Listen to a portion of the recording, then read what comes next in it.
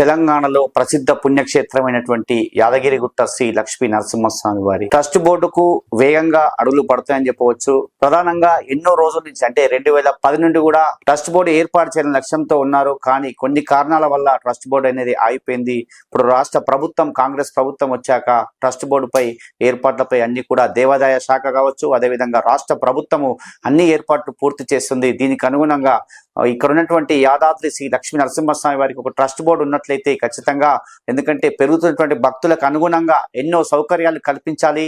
అదేవిధంగా గత ప్రభుత్వంలో ఎంతో అభివృద్ధి చేశారు. అదేవిధంగా ఈ ప్రభుత్వం వచ్చాక కూడా యాదాద్రి పుణ్యక్షేత్రాన్ని అభివృద్ధి పరచాలనే లక్ష్యంతో ముఖ్యమంత్రి పనిచేస్తారని చెప్పవచ్చు.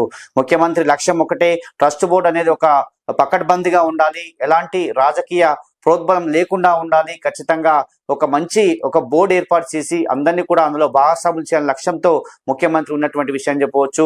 మొత్తం కూడా దేవాదాయ శాఖలో అందరూ కూడా ఒక కలిసికట్టుగా ఏర్పడి మొత్తం ఒక ప్రణాళికను రూపొందిస్తారని చెప్పవచ్చు. అదేవిధంగా అంటే ట్రస్ట్ బోర్డు సంబంధించి ఎంతో మంది పోటీ పడుతున్న విషయం తెలిసిందే.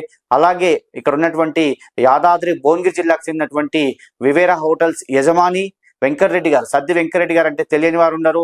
ఎందుకంటే ఒక ఆధ్యాత్మికత వెత్త అని చెప్పవచ్చు.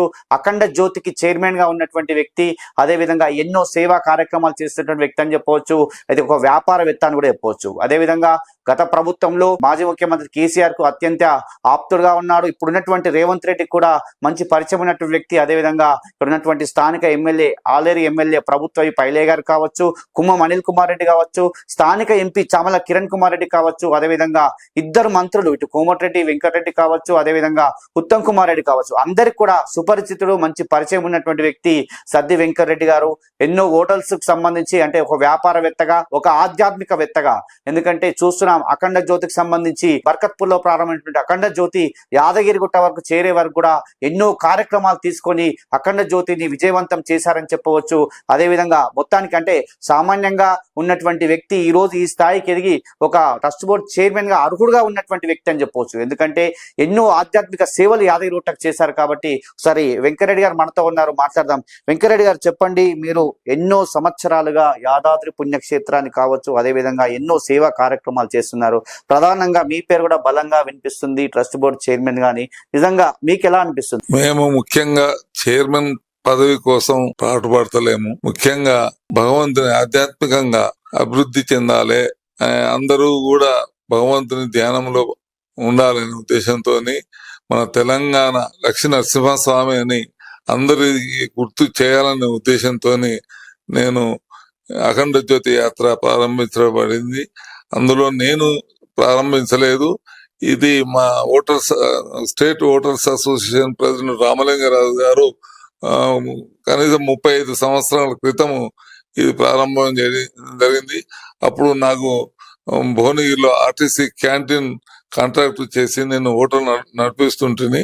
అప్పటి నుండి కూడా వారికి వెనకాల వండుకుంటూ నేను ఒక మెంబర్ గా ఈ యాత్రలో పాల్గొని దిగ్విజయం చేస్తున్నాము.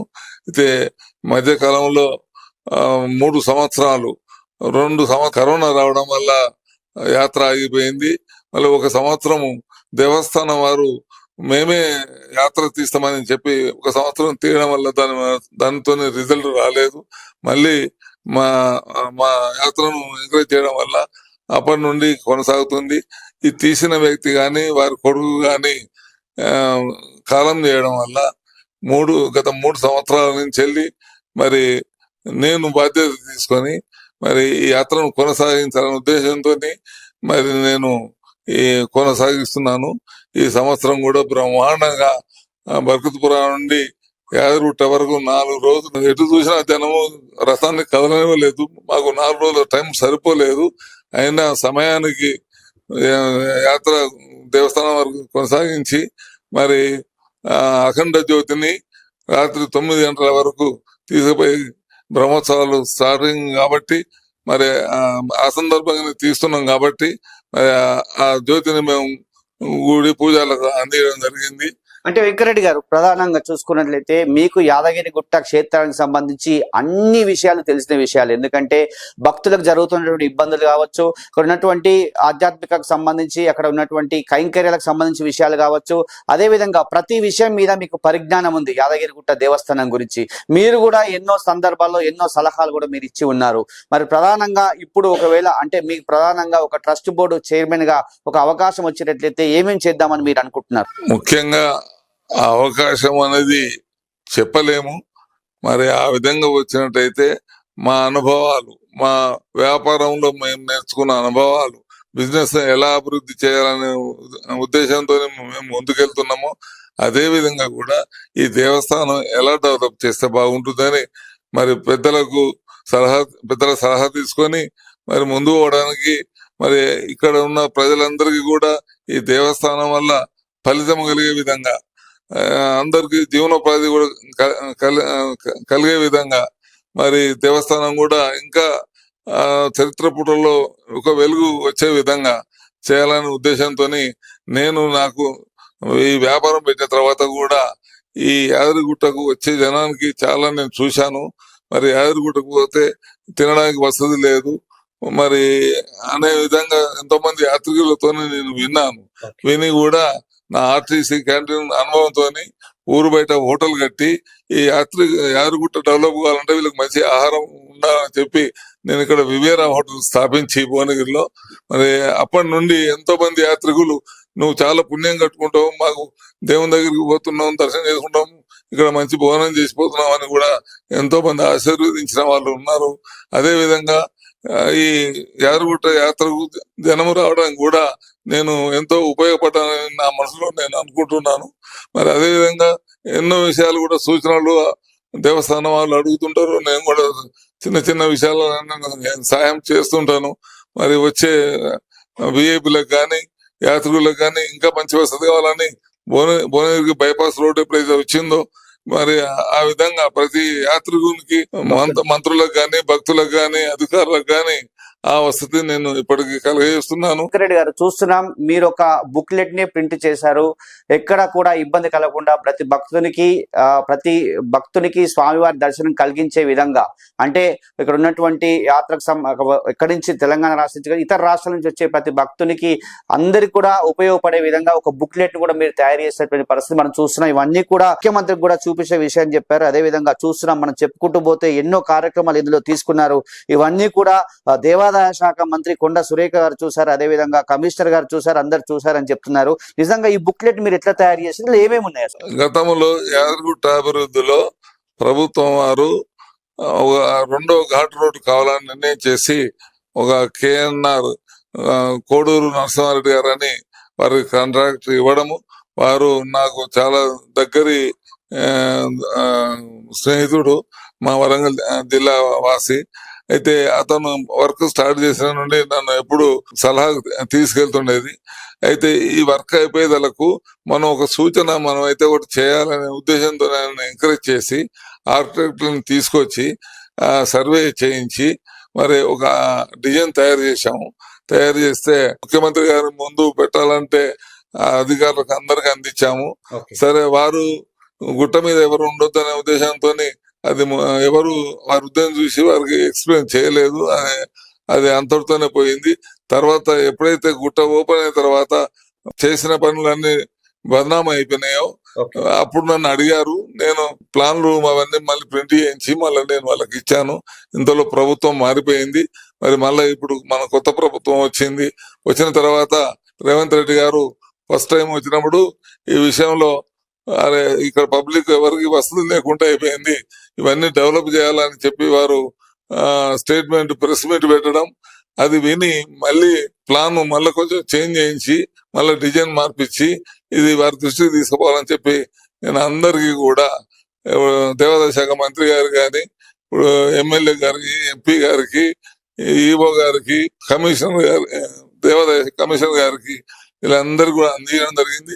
ఇది ముఖ్యమంత్రి గారికి దృష్టికి తీసుకోవాలంటే ఇక్కడ ఉన్న మా చామల కుమార్ రెడ్డి ఎంపీ గారు మరి కలెక్టర్ గారితో ఈఓ గారితో మాట్లాడి దీన్ని మీరు ఏమైనా లోపాలు ఉంటే సర్దుబాటు చేయండి, సూచన ఏంటంటే మరి హనుమంతరావు కలెక్టర్ గారు ఇచ్చిన సూచన ప్రకారం మళ్ళీ దాన్ని పవర్ పాయింట్ ప్రజెంటేషన్ మార్పిచ్చి ఇప్పుడు గుట్టలో వచ్చిన జనానికి ఎవరికైనా ఇప్పుడు పార్కింగ్ లో ఒక దగ్గర, దర్శనాలు ఒక దగ్గర, స్నానాలు చేయడం ఒక దగ్గర ఇంత కన్ఫ్యూజన్ అవుతుందని చెప్పి మేము అన్ని కలిసి ఇప్పుడు అక్కడ మేము సర్వే చేయించి, మేము ఎమ్మడి ఉండి సర్వే చేయించి అక్కడ గుట్ట పైకి పోయే దగ్గర ఒక 5 ఎకరాల స్థలం ఏర్పడ్డది. దానిలో అది వాస్తు ప్రకారం ఒక మంచి కాంప్లెక్స్ ఏర్పాటు చేయించాము, డిజైన్ చేయించాము. అది ఒక 5-6 ఫ్లోర్లు వస్తుంది.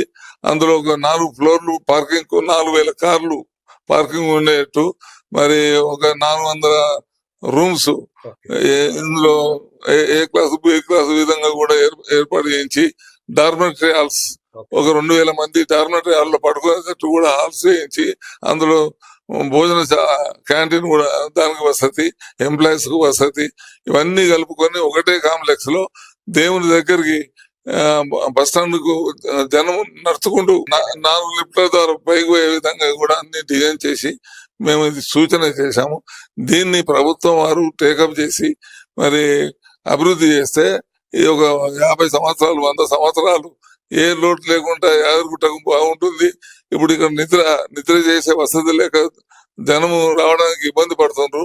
మరి ఈ విధంగా చేస్తే ప్రతి ఒక్కరు ఒక రాత్రి వచ్చి దేవుని దర్శనం చేసుకొని పోవడం వల్ల ఇప్పుడు అక్కడ ఈ కాంప్లెక్స్ వల్ల కొంత 100 మందికి ఉపాధి కూడా దొరుకుతుంది అనే ఉద్దేశంతో మేము, ఎందుకంటే ఈ దేవుని నమ్మకంతో ఇక్కడ అభివృద్ధి చెందుతున్నాం, మేము ముందుకు పోతున్నాం.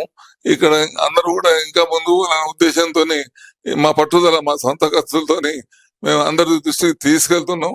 అది ఇంతవరకు అమలు కాలేదు. మళ్ళీ ఇంకోటి ఏంటంటే, ఇప్పుడు ప్రభుత్వం ఖర్చులో ఉన్నది కాబట్టి ఇప్పుడు కొత్తగా ఖర్చు పెట్టాలంటే స్టెప్ తీసుకునేది కూడా మేము అది ఆలోచించి, ఇది బీఓటి స్కీమ్ కింద కానీ పీపీపీ స్కీమ్ కింద కానీ ఇస్తే వాళ్ళే డెవలప్ చేస్తారు, వాళ్ళే మెయింటైన్ చేస్తారు, చాలా బాగుంటుంది అనే ఉద్దేశంతో అందరికి ఎక్స్ప్లెయిన్ చేస్తున్నాం. మళ్ళీ అదేవిధంగా ఇంకా కాకపోతే డోనర్ స్కీమ్ ఒకటి పెడితే ఒక సూటు 10 లక్షలు అంటే ఇచ్చే వాళ్ళు చాలా మంది ఉన్నారు.